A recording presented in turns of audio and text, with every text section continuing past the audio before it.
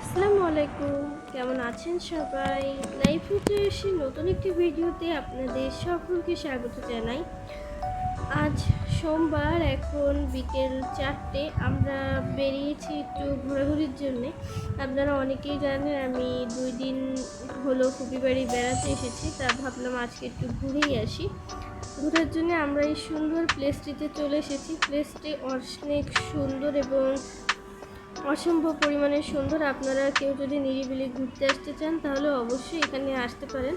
আমি সাজেস্ট করব, এই প্লেসটা এত সুন্দর। এখানে আপনার বসার জন্য বিভিন্ন ধরনের জায়গা, খাওয়ার জন্য ক্যাফে, কফি, আইসক্রিম, এছাড়াও বিভিন্ন ধরনের ফুডস, বিভিন্ন জিনিসপত্র আছে।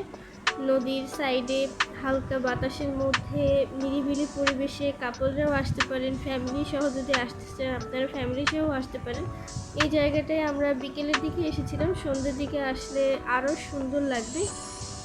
আর এখানে এসে আমরা একটু ছবি এবং ফটো শ্যুট করছিলাম। আর এই জায়গার যে জিনিসটা আমার সবচেয়ে ভালো লেগেছে সেটা হচ্ছে এই কেতলির মধ্যে এই ক্যাফেটা। এটা খুবই ইউনিক দেখলাম, খুলনায় এই প্রথমই। আমার খুব ভালো লেগেছে এটা, ভাবলাম আপনাদের সাথে একটু শেয়ার করি। আর ঘোরাঘুরির পর্ব শেষ করে এখন বাসায় ফিরে যাচ্ছি।